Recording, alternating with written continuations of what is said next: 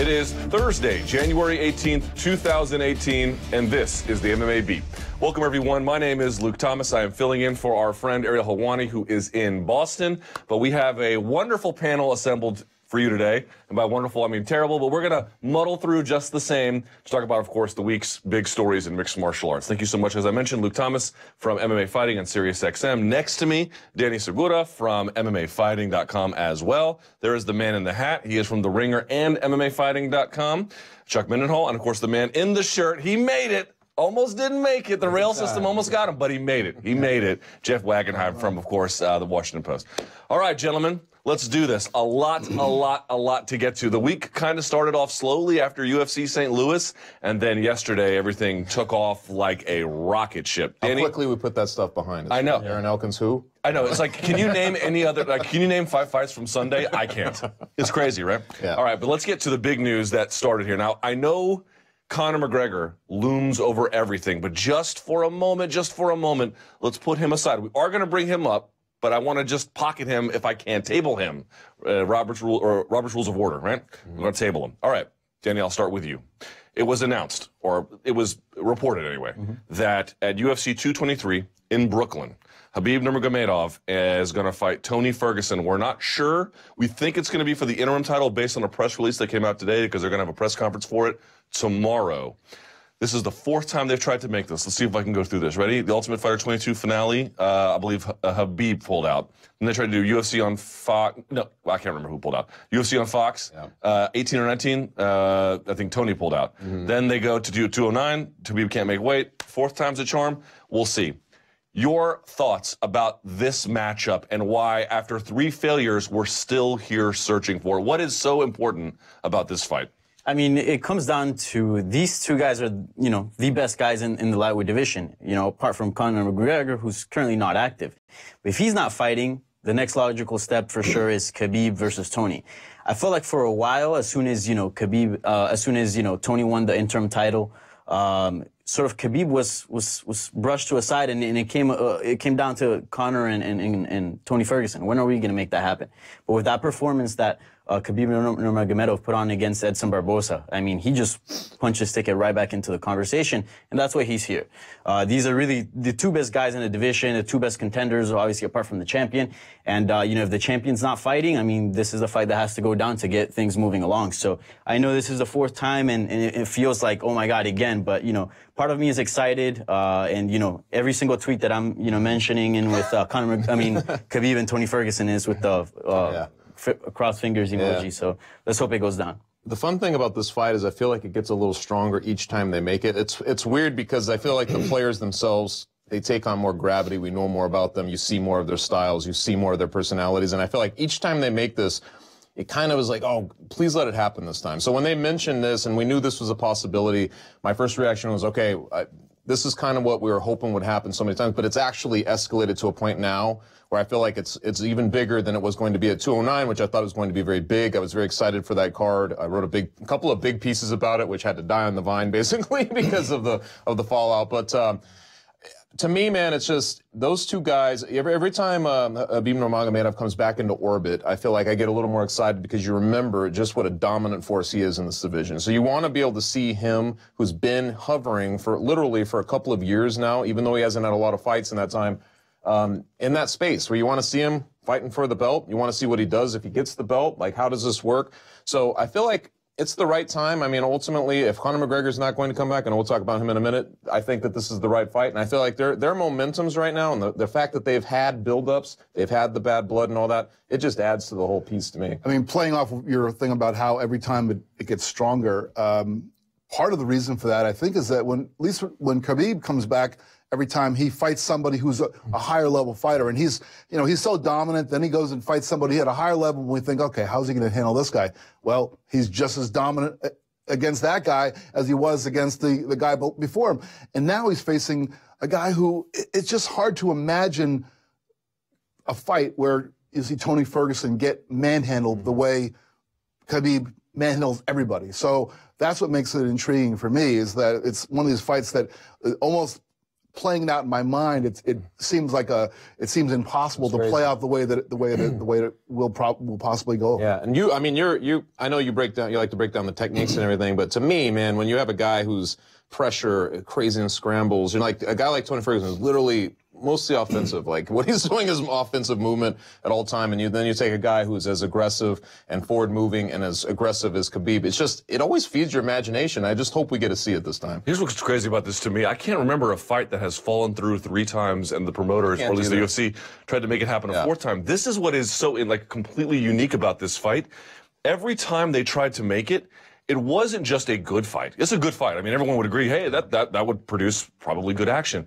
Every time they tried to make it, it was the necessary fight. Yeah. And now, I don't know how you move the division in any direction. You got Conor doing whatever he's going to do. How can you move lightweight forward without resolution of these two? These two are iconic for this division, for its history. Yeah.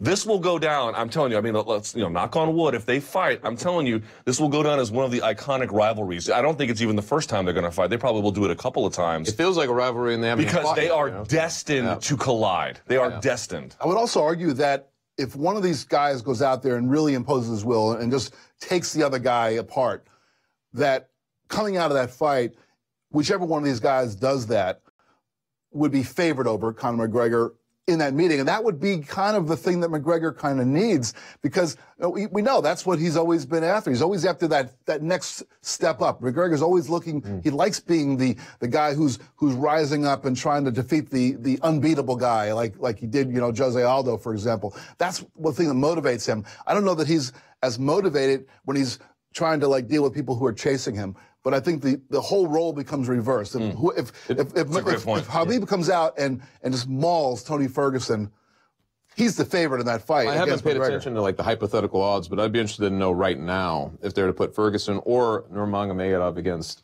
McGregor. I'm going to say that I don't know this either. I'm going to guess that there's always recency bias in MMA. So because Ferguson fought first and then Khabib more recently, I bet you Khabib's probably a slight favorite. Makes sense. For sure. It's going to be crazy. I cannot wait for that contest. Now, that, of course, brings us to the elephant in the room. Oh, my God, I have to, put the pause button on McGregor so we don't just automatically bring him up. 7 minutes in. It's correct. I got 7 minutes in? Take that, haters. 7 minutes of Conor McGregor free talk. Not even that, really. All right. So now we have Conor McGregor. Danny, we don't know yet. There was a press release, as I mentioned before, issued today because there's going to be a presser tomorrow. And in that press release, they described Tony Ferguson as the interim champ. They would only do that, of course, if McGregor was not stripped. But they didn't say that they're not going to strip McGregor. So, should they? Let's make the argument yay or nay. Should they strip McGregor? Should this contest be for the undisputed lightweight title? Yes. I think it would be a shame if Tony Ferguson fought Khabib Nurmagomedov for the interim title. I mean, do you guys remember? Who remembers? Is any fighter referred as oh, this was the interim champion of the world?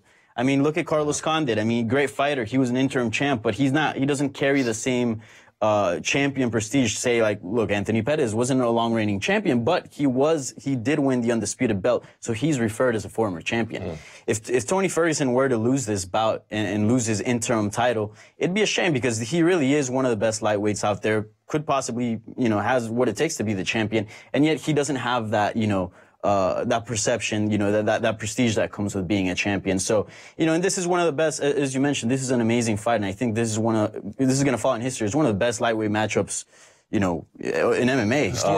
Historically, this is one of the best ever. So it would be a shame if it's not for the real belt. I really hope the UFC, strips Conor McGregor and makes this fight happen. Conor McGregor's still a star regardless, with or without the belt. So I really hope this is for the real belt, because this is really an amazing fight that deserves to be, the best, not just some Chuck, do you share his opinion? I mean, the UFC is based on active fighters. So if they had inactive fighters, there would be no UFC. If everybody wanted to put themselves on the shelf and kind of go that direction, it just doesn't work. So for their model, for what they want, for the divisions, for there to be, chi kind of flowing through there again and everything, you kind of need to get things rolling again. And honestly, these are the two guys. It's indisputable, I think, that these are the two guys to put against each other to do that. And 25-0 versus a guy with a streak at that weight class. And I know that this fight, we talk about it, we're like, oh, this is an amazing fight. Maybe the general public doesn't see it that way. Maybe they still think of Conor McGregor. But the bottom line is this. If you strip Conor McGregor now, he comes back to face the winner of this fight. I mean, it doesn't lose anything. He's just fighting again for another belt. It's the same. It's the same thing. He just loses his belt.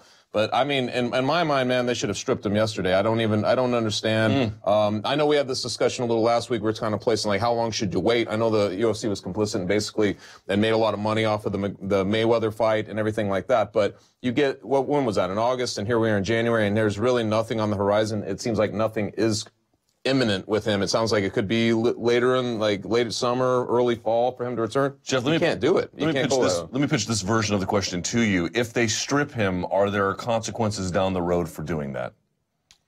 Oh, well, I guess there's always consequences. I mean, McGregor is going to walk around as the champ, as he likes to refer to himself. Anyway, regardless, I'm sure he still has those 2 belts at his home, and he's going to walk out there, and whenever he comes back, he's going to carry those two belts with him, not one. He's going to carry 2 belts, even if he's no longer a champion. So the consequences, of course, is that little bit of confusion. But I guess I want to just, since you reframed the question, I want to reframe the answer a little bit and say, this is not necessarily really a Conor McGregor issue. It's a UFC issue. Conor McGregor is richer than rich. He went out there and made a mint in the Floyd Mayweather fight. He's a new father. I mean, just those 2 things right there are enough that it's perfectly understandable that he has taken the time off that he's taken. It's not on Conor McGregor to be an active fighter. He's a man, he's a family man. He can do what he wants to do, especially as rich as he is. He can certainly afford to do it. It's not his thing. It's the UFC being kind of spineless about standing up and saying, look, you're a champion. If you defend your belt within a year, you remain champion. If you don't defend a belt within a year, then we're going to make that belt available to other people. It's not a personal thing about McGregor. It's something the UFC just needs to do. And Dana White, he's like, well, if Conor doesn't fight until September, that's just not acceptable. Well, where's the line in the sand? Where was the line in the sand when they were making their money on a boxing match?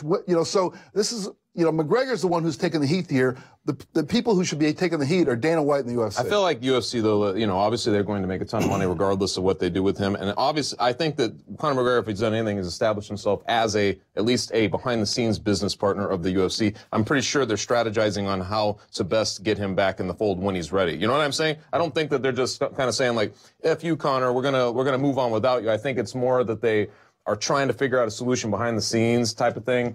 And this is right now, that's basically where we're arriving at is, okay, here's what we'll do. You know what I mean? And if you read between the lines a little bit, I would say that they basically, regardless if they strip him or not, they're setting him up to face the winner, presumably, down the line and later on. So it seems like almost a strategic thing, but they're kind of, I agree with you, perception-wise, because this game is perception, man. I mean, this is what, that's what they sell is perception of all these fights. The perception of you not stripping him at some point becomes very, very, it's a very glaring thing because I feel like there's more negativity now around Conor than positivity. And I think that's got to change that. Chuck brings an interesting point. I really do think Conor McGregor and the UFC, although at sometimes they seem that they're, going against each other a little bit, they're definitely working together. That's their bigger stars. They definitely want to accommodate him to, make the most money as possible with him.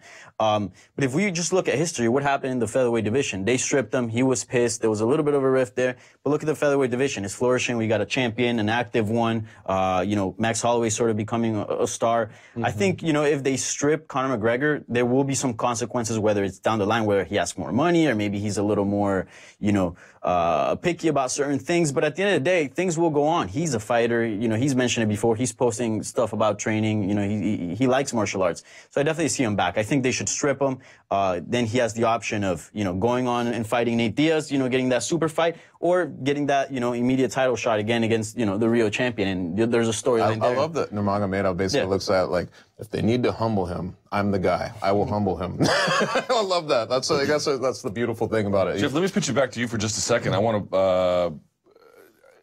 You mentioned that this really falls on the UFC, and I wouldn't disagree. But to me, it's like, has the UFC accommodated him perhaps too much? Yeah. There's a very strong argument to make that they have, and that they've been very arbitrary about we'll strip this person then or not then, and I think generally, even with guys with injury, they're still too accommodating with them, to be quite honest. They just wait forever.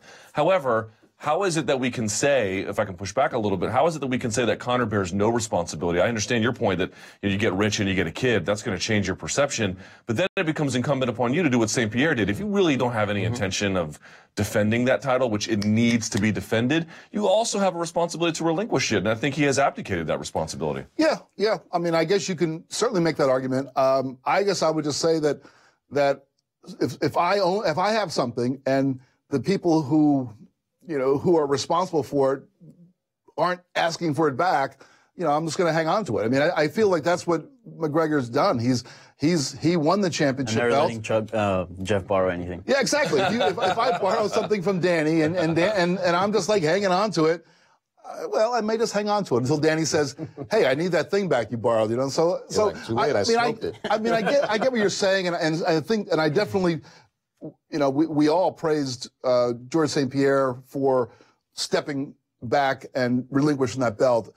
I mean, it doesn't seem like that's in McGregor's nature, so I get that criticism, and I don't disagree with it. But ultimately, the belt is the UFC's.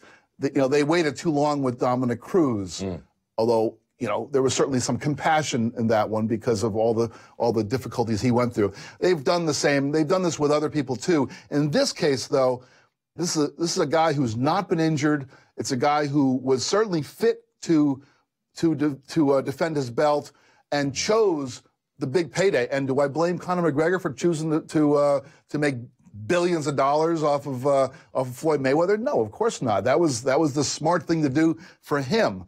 And I guess ultimately it was the UFC made all of its money off of it. So I guess ultimately, business-wise, it was a smart thing for them too. But in terms of regulating a sport, and that's just there's only so long you can marvel at his money and root for his money and all that stuff. But if you root for the sport, if you root for UFC, you want to see it move again. And you have these two guys. I mean, the bottom line is if they didn't have an very obvious title fight, that was like two guys that were just right at the top, you might say, like, who cares? Because at this point, if Nurmagomedov is fighting some guy who, I don't know who, let's say Edson Barboza, it's not an obvious type of situation. Maybe you do play it out, but you got two guys. I mean, and both guys are right there, like you said, historically placed to have that fight and to fight for it. You got to let them I mean, it's the rest of your roster, man. You got to respect those guys too. Very, very quickly, Danny, very, very quickly, because we have to move along. I don't want to talk about Conor forever.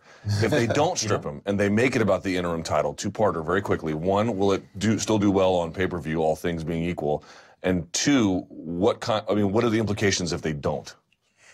I think it'll still do well just because stylistically it's an amazing matchup. I mean, we saw what Khabib was able to do to Edson Barboza, but Edson Barboza is most dangerous, on the feet. Now we saw what Tony Ferguson did to Kevin Lee off his back. So, this is a very interesting fight. So I think it could probably still do well, even if it's for the interim. I do think it'll be better if it's for the real belt, because it'll also add a story about Conor McGregor, and there's more intrigue there, and it'll do well. And what was the second part of the question? Essentially, like, what are the implications if they don't? Like, what would that mean for Conor's return, or how much longer they're going to give these guys a leash with only an interim title attached to it? Yeah, I have no idea, because we've always seen as the interim title as your golden ticket for your title shot, right? That's basically almost a guaranteed title shot. But I mean, in this case, how long are you going to prolong it? I mean, if the UFC is going to prolong it even more, it wouldn't even be far-fetched to think that whoever wins is going to go on to defend the interim title. They could guarantee that if they could guarantee that interim title really means a guaranteed shot at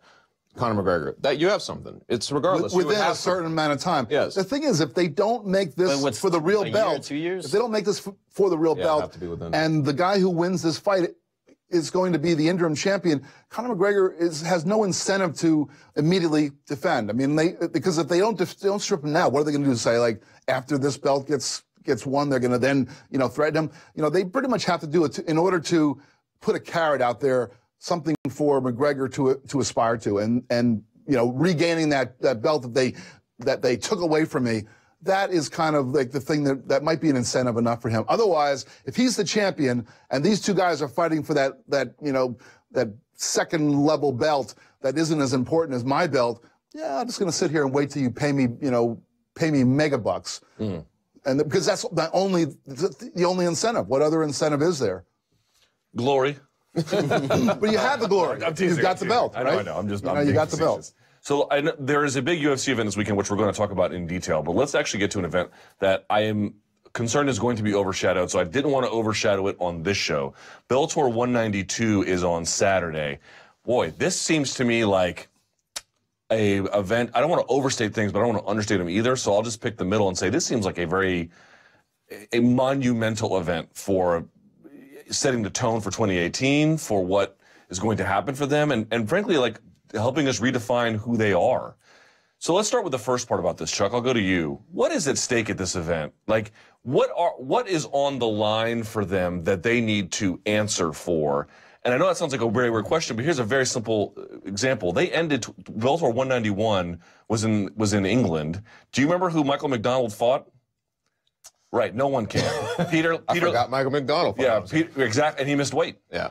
Peter Ligier. Peter Ligier is the guy who he fought. The guy with no one competed. I mean, they just sort of fizzled. Now they're trying to come out strong. They've got a new channel name. I don't think it's merely a rebranding. I think it's also a reorganization of how Viacom is arranging its assets. They got a new commentary team. We'll talk about that in just a second. But they've got a lot on the line here. What in your mind is on the line? Man, I mean, I think it's just that. I mean, and also they're rolling out, obviously, their heavyweight Grand Prix, and there's all this stuff. It's a lot of different. It's like the shifting of the era, and you don't know exactly. I was talking to you beforehand. I was like, what is this production? What are there going to be production differences? How is this all going to look? What will the channel look like? Will there be a different vibe? I mean, all of that will matter. I just find it really, really difficult to stomach the fact that it's going up against a UFC pay-per-view. I know it's too late to do anything about it now, but that is the unfortunate part about this. But I do think that they have to put their best foot forward. And honestly, man, when I look at it, I guess that's, and maybe we're going to talk about this, them flip-flopping their, from Roy McDonald, making him the co-main and putting the Rampage Jackson. That's the stuff that I'm like, okay, what direction are we going here? What are they doing? You start to pick up the cues just off of that move alone. And I don't know. So answer the question. What do you think that tells us? I don't know. I mean, to me, it's almost like they're still kind of just chasing the big, the big bang, whatever's at the top, without like thinking about the merit of their roster as much. And I mean, even like guys like Aaron, they have a lot of showcase guys on this. Again, Joey Davis, Aaron Pico, and all these guys. They're obviously still bringing these guys up. But to me, these are their intrigues. But when you bring a guy like Roy McDonald across, and he's that good, He's beat. I mean, how marketable is the guy? Guy beat the current welterweight champion in the UFC. It's like you have a guy who you can promote and has a name. As far as I'm concerned, maybe not quite to the level of Rampage and stuff. To me, I'd rather see them go that route. You know what I mean? Like just be behind the guys who are going to move the needle and represent the brand in a way that's like, wow, this is really good mixed martial arts, rather than just chasing a guy, putting guys up there at 40 and 39 years old. Because this is this smacks a little bit. Not entirely, but it smacks a little bit of how we started last year, with the, was it last year or was it 2 years ago now? But the Kimbo Dada thing, it's not as bad as that. Yeah, but it's like, that was in February, I believe. Yeah, so it's like, I mean, it's not as bad as that. That was obviously something different, but you're still putting guys up there well past their prime. I want to see them go more for the merit, and I feel like that's the first thing we're seeing kind of still pushed to the side here. I never get too excited by what fight is the main event versus the co-main event. I do recognize that it's kind of bad business when you change, because then it kind of shows a bit of weakness. But if they had just come out right from the get-go and said, honestly, if they'd done it that way, I'd have been like who cares? Everybody knows who Chael Sonnen is. I mean, the guy challenged for the UFC, but I think that they really needed. They had so many opportunities here, and I don't know that they've done this because I'm not on TV that much, but I haven't seen as much promotion of this. But there are so many storylines that make this fight card more appealing top to bottom than the UFC fight card. I mean, really, obviously, it's hard to beat a UFC fight card that has two championship bouts, especially heavyweight and light heavy, the two biggest, they're really your two baddest men right there. But top to bottom, there's so many cool storylines. I mean, the debut of Rory McDonald is fantastic. And of course, having those two names, guys who have been really legendary fighters in their own, to some level, in the UFC, that's a big deal. But look at down the card. You mentioned Aaron Pico. How about Royce Gracie's son making his professional debut? Henry. Yeah. How about your former champion Michael Chandler? Coming back and seeing where he's at.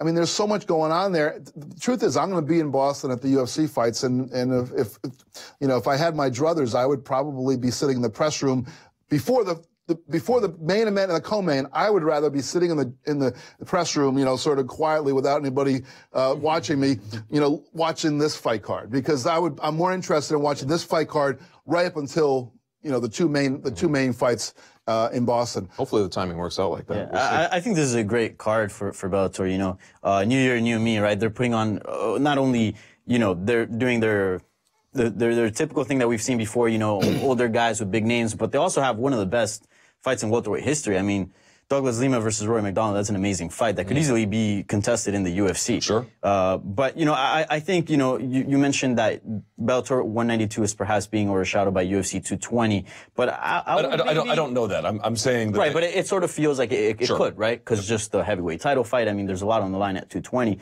But I would maybe disagree a bit with that. I think, you know, Bellator's trying to experiment a little bit. You know, they're putting on big names. They also have legitimate high-level MMA, not only with the welterweight title fight, but, you know, as you mentioned, Chandler Yamauchi, you know, Aaron Pico is a great fighter as well. And you know, it's free, you know. $70, $60 is a lot of money because nobody's buying standard, you know. even if you bought the UFC, there's no reason you because I mean, you could always find intrigue in those first 3 fights on the UFC's main card, the pay-per-view portion. But honestly, you're going to get more bang for your buck if you just the whole reason you're paying for is those 2 top fights. You could watch the Bellator card then switch over if you don't mind missing a couple of fights on the main card. Or you can just watch the Bellator card, not pay the $60, and then catch the highlights. I wonder how many people will do that. To your point, I wonder how many people will, you know, because MMA fans, obviously, we're dealing. When they put Chael and they put Rampage on the main fight, we're dealing with something beyond just hardcore MMA fans. They're trying to appeal to a wider, you know, swath of fans. But hardcore fans, though, could literally watch all the best fights on Saturday night. So then it's a win-win for MMA fans because you could buy the thing and then just, you know what I mean? You can also DVR. But I'm like, you can watch all of it in one. I also wonder, you know, I don't understand the ins and outs of pay-per-view purchases and all that, but I'm wondering if it's a sell or the opposite of a sell when you've got the main fight you are paying for is probably going to last 3 minutes, 4 minutes. I mean, both of these guys have scored first-round knockouts in each one in his last 4 bouts. So, I mean, I know I'm doing the round by round for the Washington Post, and I often before the fights I'll put, you know, round 1, round 2, round 3, round 4, and just so I'm ready to go. Well, I've only written in round 1 because I'm like, well, why waste my time? You're jinxing it. So let me pitch a bit of a different question then, rather than what's at stake. How about this? What would define a success for this event? Now, of course, there are the obvious metrics: how many people attended at the gate, what kind of numbers, and I think that would do on television, and those are worth mentioning here as well. Let me tell you what I think it would be. My hunch is that, I mentioned this before, when UFC and Pride were around, up until Pride's demise, there was some kind of notion about them being relatively equal. And then Pride went away and Strikeforce was the next best thing. And they were not equal at all. But relative to Bellator, it's pretty clear Strikeforce held greater command of the space. And so each time a real competitor, such as you can call them, to the UFC collapses, the subsequent one is less powerful. What has happened in my judgment with Bellator is that this was always the case, but now it's really pronounced. You have so much UFC and other forms of MMA, if you're really a hardcore fan, you don't really need Bellator. That's kind of the problem. You can get it if you really want it, but what they need to do is, and that's not because they don't have quality, it's what it feels to me is like, if you're an MMA fan, you can just watch the UFC universe and get everything that you would possibly, it's like watching all the Marvel Avengers cinemas. Do you really need to go watch Batman versus Superman? Kind of feels like, no, that seems very gratuitous at this point. And it's on almost every weekend, so. Right, so here's my point. They need to, and I don't think one event can fix this, Danny, but I'll throw it to you. They need to use events like this to begin to present MMA that becomes a priority for media. It becomes a priority for the fan. It becomes part of the greater conversation rather than, hey, we got free fights on Friday. Check it out if you're interested. Right. Yeah, I mean, this is not only about the fact that it's free. I mean, if you look at, for example, you know, just that welterweight title fight is amazing. If that welterweight title fight ends up being an amazing fight, you know, regardless of whoever wins, Bellator has something to offer. Hey, look, the UFC doesn't have Douglas Lima. The UFC doesn't have Rory McDonald. We have some great fighters here. We can put on some shows that the UFC can't put on because obviously we have different fighters. Same thing goes with Aaron Pico, Michael Chandler, you know, all those fights. And frankly, even the main event, the Chael Sonnen and Rampage Jackson, I think there's some intrigue in that tournament.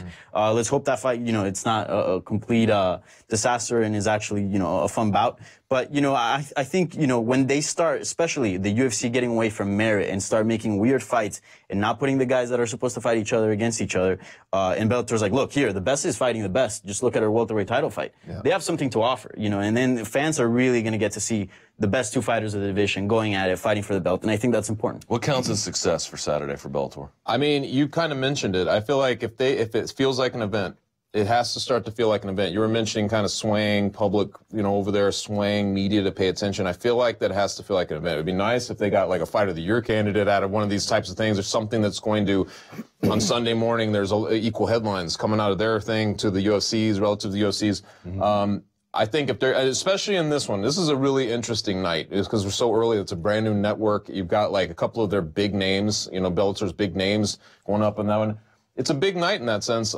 You hope for their sake that something kind of, that people pay attention and that something happens to kind of tip you off that they are bringing an event now, like that they're taking this thing to another level and all that stuff, because that's what the pursuit has been, even for Strikeforce.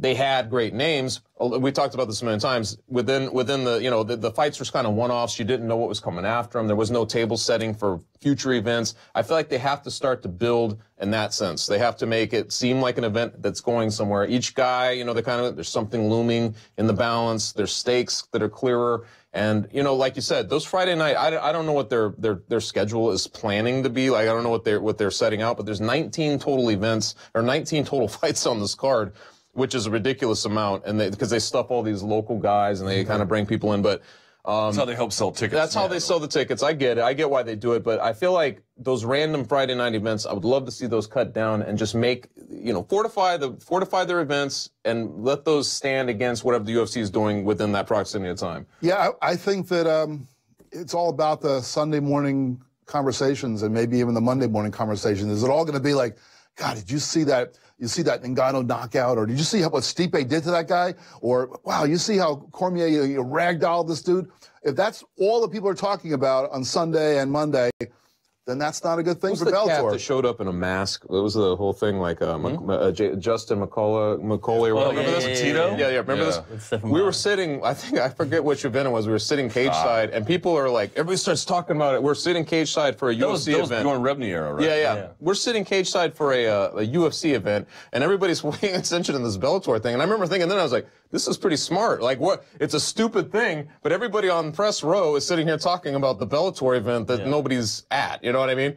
So, I mean, just in a weird microcosmic way, you're like, you look at stuff like that and you think, how can they start to steer attention? That's really the thing. I mean, you also don't want to chase results, but I mean, a dominant performance by Lima really would open some eyes, because people know who. Let me bring you on that one, because I'm surprised none of you have said Rory McDonald winning would be an ingredient of success for them. I think that, like, if Douglas Lima can win, I'm not saying that's not usable material. It seems to me that it'd be way better for them if Rory McDonald won. Do you not agree, Jeff? Well, I mean, I can understand that perspective, but I'm thinking about the larger population of MMA fans. They know who Rory McDonald is.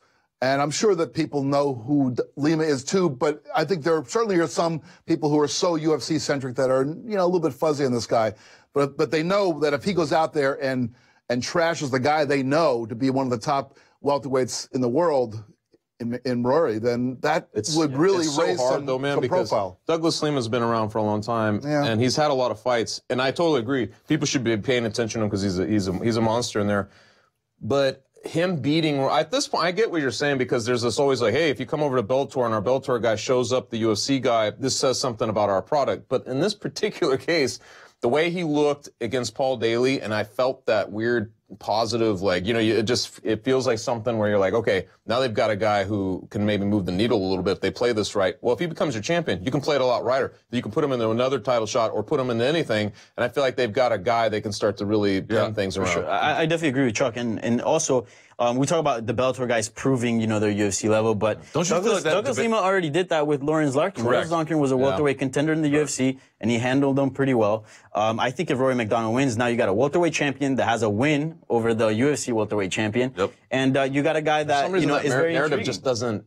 It doesn't Because go I for think very that long. debate. I think that debate. I'm not saying it's irrelevant, but that feels like a debate that is almost irrelevant. It seems like what really matters is what guy can you take from zero to hero. True. What guy can you really? I mean, you're talking about moving the needle. Bellator's understood that. And Douglas Lima is like, he is. I mean, he may be the most underrated fighter on earth. That actually, I don't think that's necessarily an exaggeration. If not the one, he's one of them. But Rory McDonald could do big things for Bellator in that Canadian market. I think he could just be a bigger North American star. I think ultimately that's a guy you could probably put on pay-per-view, which we know down the line they're eyeing. Douglas Lima is he beat Tyron Woodley. It's like you have the perfect fight. It's the perfect and not only that, but like if you take, for example, Tyron Woodley and Rory McDonald, you let's say Rory McDonald becomes welterweight champion. You get those two guys and you analyze them. Tyron Woodley's a fantastic fighter, don't get me wrong. But, you know, he likes to, not pick and choose, but, you know, he's very careful with who he fights. You know, there was talks of him fighting Nate Diaz. You know, he didn't want to fight Colby Covington, you know. Rory McDonald just feels like these guys that just wants fights. I mean, he was talking about going up heavyweight tournament and fighting guys there, going up to middleweight and fighting guys there. I mean, this guy wants to fight. This guy wants to be active, and that's super important. So we'll see how things go for Bellator 192. By the way, last question about this, Chuck, very quickly if I can, I'll pitch it to you. If you had gone into a coma, God forbid, just prior to Bjorn Rebney getting ousted, and you woke up today, they'd be like, all right, I've got some news for you. Bellator is run by Scott Coker.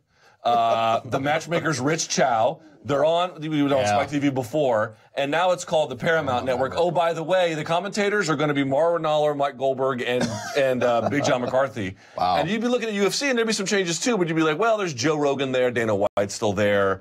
More or less, it's, you know, it feels the same. Yeah. This is like, is Bellator recognizable? I mean, it's sort of a weird question, but like, when you begin to think about all the changes. If you go back to what it was like at Bellator under Bjorn Rebney, I mean, we talked about it, man. It was a distant, it wasn't even like, it wasn't on the radar. It was like, it's such a distant thing from what the UFC was. The ratings were pretty good relative to now. But I mean, this forced tournament structure and like Bjorn's kind of lawyer-esque like way of approaching. Yeah, there's no more tournaments. I mean, the bottom line is it had a dark cloud over it. So to know all that had happened, I mean, that would be like this fantastic, weird alternate reality that you'd wake up to. But I would say that, like, you know, if you were to process all that, I guess what we're trying to say is they've come a long way. And I want to now see, I guess, to what point all of this works. Yep. Does it mean anything? I mean, what does it mean? Or are people just UFC files who are just going to never, you know, it's just never going to be even? Because it was always that kind of debate too, even with Strikeforce, who had a lot of those good fighters. There's a lot of people just discounted them. Right. They just discount them because it wasn't the UFC. So let's talk about the UFC. Let's pitch it to them now if we can. And Chuck, I'll go back to you because I saw you wrote an article. You got to sit with Francis Ngannou, which is, I sat behind him. I couldn't see the sun. I mean, the guy is so huge. He's a monster of a man, right? All right, so let's go to you first. Here's my question about UFC 220, of course, the two title fights, as you mentioned, Jeff. Everyone knows at this point. Let's start with the main event. Stipe Miocic was complaining about being disrespected, which I think I understand his argument, but ultimately I don't think it's very convincing. But that he gets the Modelo sponsorship, and now you've got Francis Ngannou, this guy in a rocket ship. Everyone is talking about how hotly anticipated this fight is. We don't really know how it's going to do on pay-per-view. So my question to you is, can the winner of this fight emerge a real star in this game? I think so. I mean, and it's a little bit weird. Like you were saying, how fast does the fight go? Now, obviously, sometimes fast fights are explosive. People really love them, and sometimes, like if Ngannou goes out there and basically does what he did to Overeem, to me, I think that's going to be huge. His first big like in a title fight, big time pay-per-view in that situation. I think that's going to really translate. He's one of those guys that I feel like he has charisma. It's weird because he's foreign. He's from Cameroon. He's from France. You know, he speaks pretty good English, but he's not like, you know, real proficient. He's not going to give you like these big in-depth interviews. He's not but he does have, you know, charisma. You see him in his African dress. Like he does have his roots. I feel like he has a lot of elements that will translate in the fight game, like as a star. I really do. So, and I think the biggest thing though is the action is just if he's able to keep waxing guys like he's been doing, six finishes in his UFC so far, 6 fights, 6 finishes, and he does that to Stipe Miocic, I feel like for sure he gets over. Like, I feel like he's going to become, if not like a major star, because I don't know if he'll be like a Ronda Rousey type thing, but I think he will become the Jon Jones type star. I really think that he could achieve that. Now, if it's Miocic, though, it's a weird one because it's just really his fighting style is very exciting, but for whatever reason, I don't know if it's just the media can't convey him. Like, it's for whatever reason, though, he just hasn't caught traction. In Cleveland, that was a lot of fun to watch him in his hometown, but I see none of that anywhere else. So I don't know exactly the equation on that side. Even if he gets the history, it's kind of the opposite end of the Mighty Mouse situation. You're like, well, he's at the opposite end of the spectrum, but for whatever reason, he wouldn't get over. We'll see, though. I don't know about him. Yeah, I mean, he would, with a win, he would become the heavyweight with the most successful title defenses, which would theoretically make him the greatest heavyweight in UFC history. And not just theoretically. I mean, if he goes out there and takes out this indestructible Ngannou, that would be pretty amazing. And I think in some ways it's a little bit more. Stipe needs a little bit more style points in order to have that elevation. And by that I mean. Ngannou goes out there and just wastes people immediately. Stipe gets hit. Stipe got hit by Overeem, got knocked down by Overeem. He gets hit.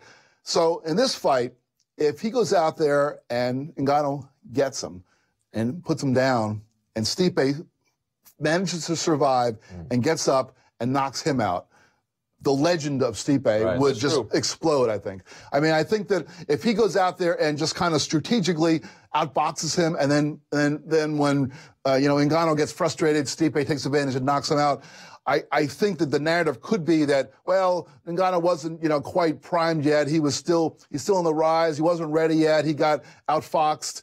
But I think if Stipe can kind of, outbrawn him in a way, sort of take him on at his game. So, that would be legendary, and I think that would be the thing that would let. But I mean, at the end of the day, this is also like an entertainment sport. I do believe that if Stipe were to get a victory, he'd definitely become a bigger star than what he is now. But I don't know how far he can go. He's not. If you look at his Instagram and just his social media, he's not super active. And just also in his press conferences, he just looks like he's just there to, but I don't know. But if you look at Francis Ngannou is not a big trash talker, but he throws in certain, jabs here and there. If we saw the press conferences, they were asking Stipe if he was in any way intimidated by Francis Ngannou, and he's like, no. And Francis Ngannou was like, don't lie. And he got up there and said something. And, he's a very authentic guy. I really feel like if Francis Ngannou you can market picks up a win. Like, you can market like, whoa, like Mike Tyson in the 80s. If you look know what I mean? To a point. If you look at this UFC 220 commercial, that's one of the most badass things I've ever seen. Yeah. Where you got Ngannou running on the treadmill, he just looks huge. He also got that mask. He has a bit of a. He seems like a mix between, I don't know exactly what the one half of it is, but he has a little bit of the jovial spirit of Rampage Jackson too. Remember when Rampage was not. Rampage has been a malcontent for years, but there were times when he was really kind of fun to be around. Yeah. I get just a little bit of that from him, even down to his laugh. There's a certain kind of, he's a quiet sort of brooder. I see it. But at the same time, when he gets around Daniel Cormier, for example, you see this other side of him. And for Stipe, I feel like you get that when there's a videographer on him, but the opponent never does that to him. Yeah. It's fun. Both guys quickly, if I may, both guys very quickly, they represent more than they say, and that seems to be their the mutual appeal. It's a nice crossroads fight. I mean, this is the kind of stuff that you want in a big-time fight, right? I mean, you got a guy who's on the verge of history, even though that history is not as, jaw-dropping as it should be because heavyweights destroy each other. But three title defenses when people are aiming for your chin, it's like at that weight is a big deal. Yeah. And you have this other guy who, if he beats him, I feel like he's the future. We've kind of seen him and we've heard his steps coming, for this fight. So it's fun, man. I mean, to me, it's one of those fights that's really intriguing. That's why I wanted to talk to him beforehand. I just was like, you circle it. As soon as you know that he got through over him, you're thinking, okay, now this thing's inevitable. Let's have fun with it. Jeff, let's go talk about the co-main event. Daniel Cormier defending his title that he lost at UFC 214, which he now has because of Jon Jones. We'll talk about that in a minute. But he is the champion, and he is defending the title for whatever that is worth against Volkan Oezdemir. Somebody asked me this yesterday, and I didn't have a good answer for it. Maybe you have a much better one. What does it do? And he might go out there and just absolutely murder Volkan Oezdemir. But let's say he doesn't. Let's say Oezdemir, who keeps surprising people, goes out there and wins. What does that do for Daniel Cormier's legacy? If he loses this fight, I think it would be damaging for his legacy, because what is the most recent image that we have of Daniel Cormier fighting? It's getting knocked out by Jon Jones. Now, of course, the narrative of that has been shifted, and Jon Jones has been cast aside as a cheater and so forth, but it still is that's still the visual. That, you know, the visual that I have was him, you know, doing fairly well in that fight, doing pretty well, but that kind of gets forgotten. It's all becomes about that finish, and it was a pretty brutal finish. And so if he follows that up, you know, he gets the belt back because Jones pops for drugs. So now Daniel gets the belt back, and the first thing that happens is he goes out there and faces a guy who he himself has said is the JV. And I kind of, you know, I know that that's not a good way of promoting, getting people excited about buying your fight, but I kind of look at it as truth in advertising. I mean, I think that Oezdemir is kind of the JV. He has not faced anybody who is at or even near the level of Daniel Cormier. But sometimes those guys who haven't faced anybody before, I mean, look, you know, Ngannou hasn't faced anybody as good as Stipe, but if he goes out there and smokes Stipe, you know, Oezdemir can go out there, and if he goes out there and beats Cormier, it certainly gives him a big boost.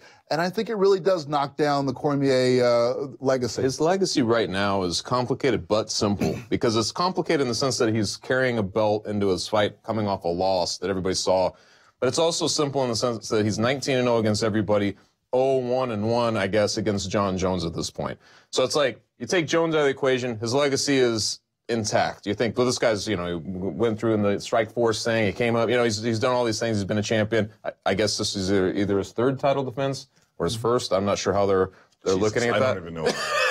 But it's like, you know, it's a little bit complicated in certain ways like that because of the last fight. But if he loses to a guy like Oezdemir, it's one of those things you think, okay, now he lost that thing that he had, that thread, which was basically he couldn't solve Jones, but he kept wanting to get another shot. He loses all of that, and I wonder what that does. Especially, let's say that Oezdemir loses his title the next fight out, you know what I mean? Right. And it just kind of goes like in the St. Preux rematch. Exactly, something weird like that. I feel like that would really damage Daniel Cormier, because right now it's weird. I feel like he got over as a human being. Like, people understood him more as a human being this last year. I think they started to appreciate him on new levels. Yeah. But going back strictly to fighting and what we view him as a fighter, that would be pretty damaging, I think, to lose his belt in this weekend. I agree with you guys in the sense that it's damaging, but I don't know if I would say it's really damaging, because that's where I'm at. I feel like Cormier, sure, his part of his legacy has been he's always been the second best. He's the best outside, you know, not counting Jon Jones. But also a big part of his legacy was he's just this hard-working guy. Yeah. You know, he got in the game late. You know, he's a former wrestler, got in the game late, was able to achieve a lot at heavyweight, drops down to light heavyweight, gets, you know, the title. You know, eventually, you know, he fought Jon Jones, lost, but it was never a guy that was always down. No, he was like, I wanted that Jon Jones fight. You know, even when he gets the title and Jones is not in the picture, and, you know, he's still yelling on the mic after his fights, Jon Jones, get your shit together. You know, he wants big challenges. He's always wanted to, you know, get challenged. He's a guy that's always stepping up and really trying to prove that he's one of the best. I feel like that's part of his legacy. He will obviously still be in the fight game, too, regardless if he's fighting or not. We know that was his abilities to commentate and on the desk and things like that. So I feel like he'll be a part of the game. It's just interesting in terms of, if you're just strictly speaking of fighting, I feel like this would be a fairly major loss for him. But I will say this, nobody articulates better his situational things that are going circumstantially, what it means, how he's feeling, than him. He communicates in such a perfect way. I feel like it's very crystal clear, everything that he's going through, and there's so much truth. It's almost like he tries to cut out the fat of the thing, the fattiness of the fight game that everybody loves.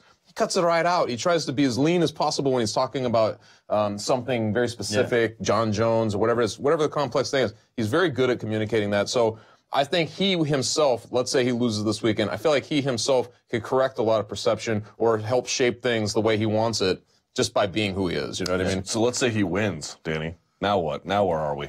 Well, I don't think that does a whole lot to his legacy, because I don't think... No, not for the legacy. Okay. At that point, you would just be preserving what you had or adding to it in some marginal way. Or just maintaining. Yeah, but so then where do we go from here? It just feels like we're back to where we were when Jon was on the last sabbatical. It all comes down to what's going to go down with Jon Jones, which we'll get to shortly. But, I mean, after that, I guess, you know, there's the Alexander Gustafsson rematch. I don't know who else is possibly up there. I mean, well, Manuel would have been the guy, but he got hacked down. Then the Serkinov guy was supposed to come up. He got knocked. But that's why Alvin is there. It's just it's kind of a mess. Yeah. But I mean, I like that Gustafsson fight the first time. Yeah. Although, what a brutal fight. Like to see Gustafsson go through those types of wars, it's always a little bit bittersweet because you're like, wow, it's beautiful. And then you're like, he's taking a lot of damage. And I could see the fight kind of going exactly the same as that. But I mean, that's the only obvious guy I see behind him, you know? Or if Stipe were to be victorious, maybe, who knows, he goes up to, heavyweight challenge there. So. Well, what about Volkan Oezdemir? We haven't talked much about him, Jeff. If he wins, I would imagine the UFC would prefer to have Daniel Cormier because he has so many television roles and he does so much for them beyond just as a fighter. So there's some synergy there. But let me state this very clearly. I have been epically wrong about Volkan Oezdemir every time.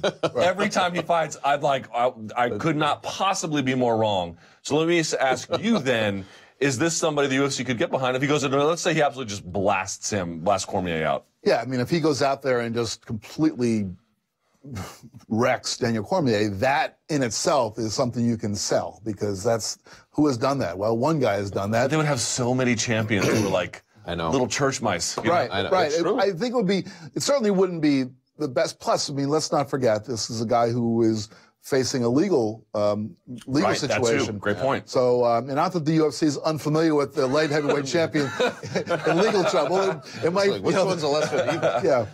Maybe they could. Maybe he can. When the Jones gets his chance to come back, we could be like, each of these guys with their lawyers. The division. Everything you need to know about the division is that Oezdemir had never even fought in the UFC heading into 2017. He wins his first fight against, wasn't it Oven St. Preux? Yeah, split decision. Barely. Very kind of yeoman. Nobody was talking about it really.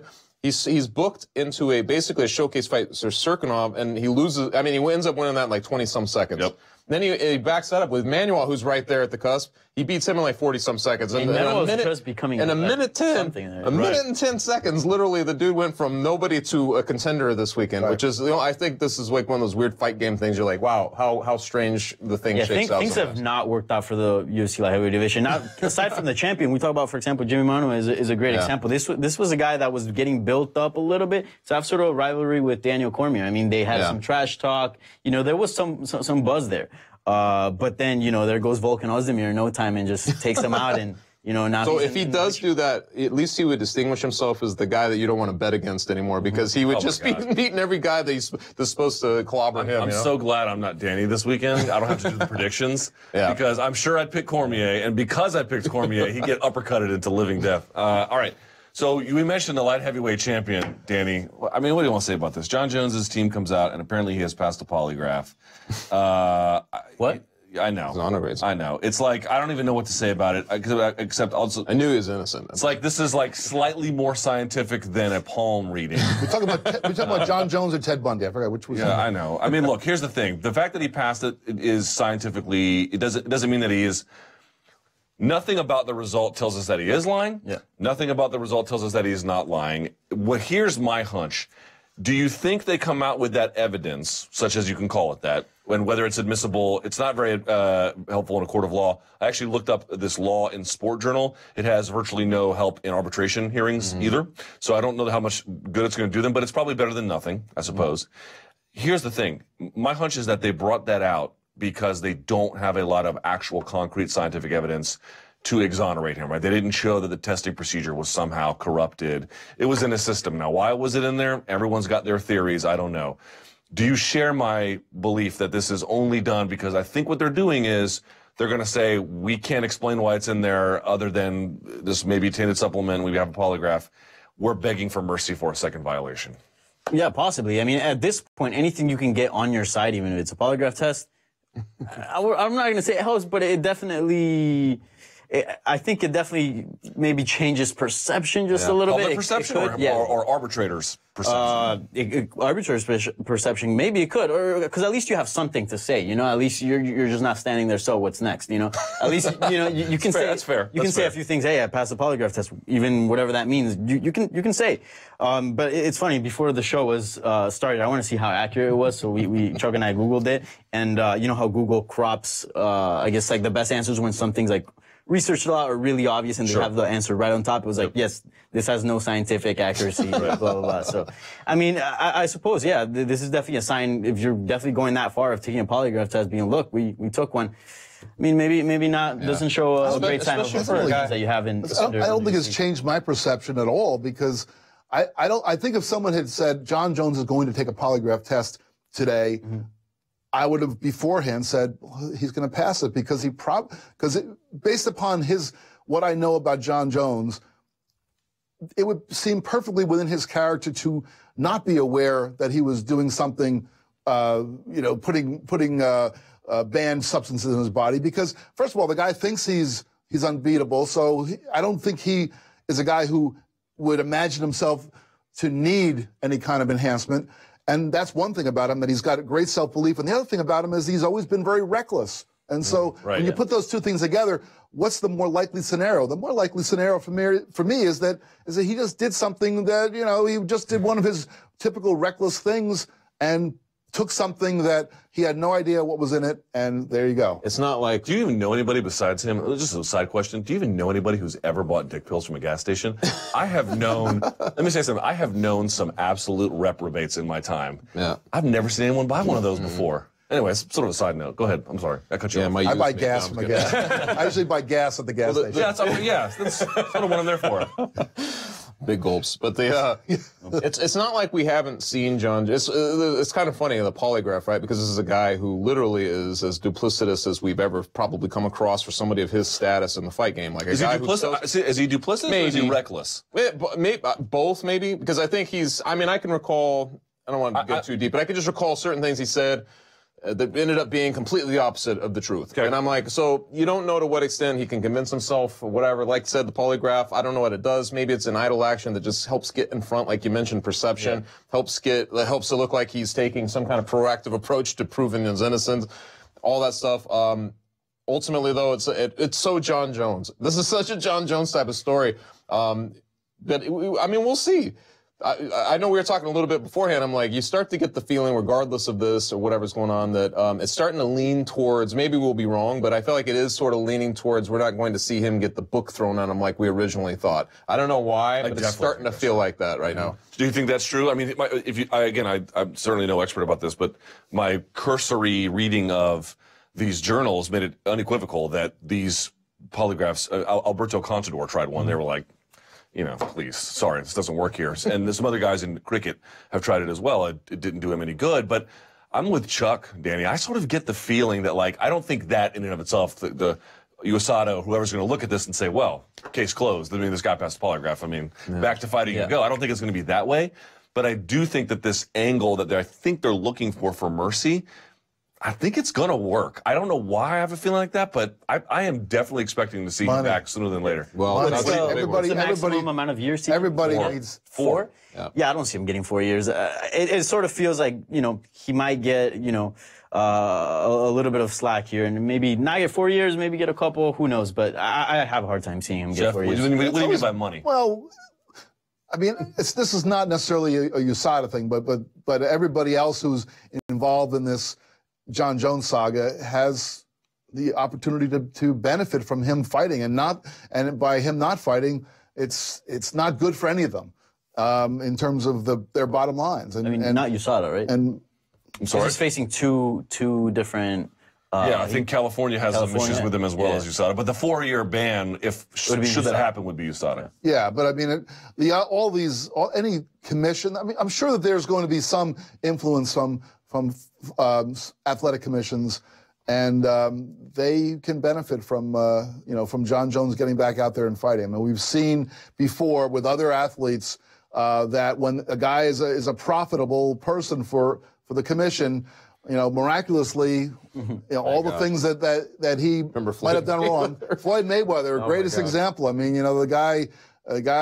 Floyd, we're going to send you to jail after your fight, buddy. Las Vegas, baby. Right. Or you could just appear at some of our functions. Yeah, hilarious. Right. He's in there high-fiving and doing the fist bump. With even USADA knows where their bread is buttered. They know where are some of these studies these tests being funded. Well, they work with commissions. They work with UFC. I mean, Let's go down the line for 2 quick questions. First, favorite fight this weekend? You can pick either card other than the fights. I mean, I guess you could pick the fights we discussed, but maybe go with some deep cuts. What do you think? I'm really looking forward to Enrique Barzola's return to UFC. You and him only. Probably, yeah. Maybe some other Spanish people. But yeah, I think he's a fantastic fighter. That's sort of a fight out there. But you know, it has to be the heavyweight title fight. I mean, I'm just super excited for that fight. Definitely one of the greatest heavyweight title fights, the greatest heavyweight title fight in recent time, and definitely one of the greatest of all time. Since JDS Kane won, if you ask me. That is. Yeah. It's very similar to that. I kind of like this juxtaposition. There's a kid named Matt Bassett who used to fight for Bellator. He'd always fight in Uncasville at the Mohegan Sun. He always got a ton of people out there because he overcame leukemia. He's one of these fan favorites in New England. See, he has the cross tattoo on his chest? I'm not sure about that. I don't know. He was on Dana White's. He competed. Yeah, exactly. In a roundabout way, he ends up in a spot on the prelims back in Boston where, you know, he's going to have all these guys. And he's just one of these guys. I did a piece on him a while back where, you know, I think his last 11 fights, none of them go to the scorecards. He's a fighter. He brings it. He got a lot of fans. You know he's going to be coming home in that situation.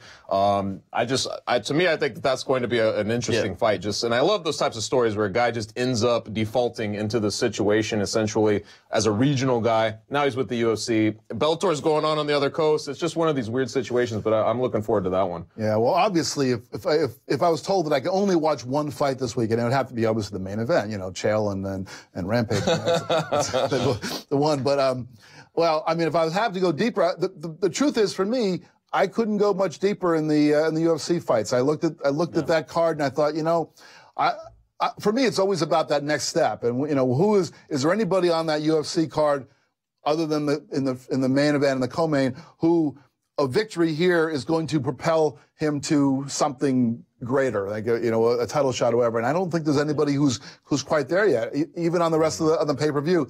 So I'll go over to the other side and say, you know, that Rory fight is Rory and Lima is the one that I'm kind of I really have and you know on my radar. I would say one other one would be Michael Chandler, because, you know, he's fighting a guy who's very dangerous, obviously, but who I think he should beat just because of how good he is. But it's just the fact that he might bounce at that point to kind of more of the super fights at 170 and stuff like that. So I feel like this is a little bit of a springboard situation for him to see kind of where he's at. You know what I mean? Fair. Yeah. And I just want to quickly highlight Shane Burgos is fighting. He's undefeated, a very good fighter, taking a tough test in Kelvin Qatar. Shane Burgos is a fan of the show, the MMA Beat. There you go. In MMA fighting. Right. So, you know, he's fighting. I noticed that his opponent is known as the Boston Finisher. And so, and I had not seen him fight before, so I looked him up. Yes, I looked him up, and his nickname is the Boston Finisher, which is perfect to be fighting in Boston. But his last 7 fights have gone to decision. Yeah, I don't know. It's like the Hands of Stone. Sam the Stout, he was always like, how do I call myself Hands of Stone? So I think the Boston part is great because you're fighting in Boston. Yeah. I think he may need to be like, I mean, he's won them all, so, you know, good for him, but you might need to adjust the nickname. Yeah, I don't know exactly where that comes from. I would pick Thomas Almeida, Rob Font. I think that's going to open your pay-per-view card, if I'm not mistaken. I mean, those two are going to, you know, everyone knows Thomas Almeida's rep, but Rob Font had a bit of a rough run against John Lineker, and I forgot who the other one was more recently, but he's an excellent striker out of Mark Delagratia's gym. Both coming off losses too, right? So they really need to. Yeah, I believe that's correct. Step it up. So I like the guys in hometown situations. Like those guys, especially in like a Boston type thing. I know, which is why I was like, why is Stipe fighting in Boston? I know, exactly. You know, it's like Boston's like Cleveland, only a lot more racist. That's the difference. Boston, the most racist city in the North. Okay, so that does it for us for right now for the MMA beat, but we are not done today, ladies and gentlemen. We are going to go over to Twitter. They're going to put a graphic up here on the screen, and I'm going to point to it. There it is, live.twitter.com/MMA fighting. We're going to end this here, and we're going to go over there, and we're going to answer your questions. And you can send us those, as you can always do that, using the hashtag the MMA Beat. So we're going to wrap up here, and we're going to join you on Twitter now. Thank you so much for watching us, and check us out on Twitter right now.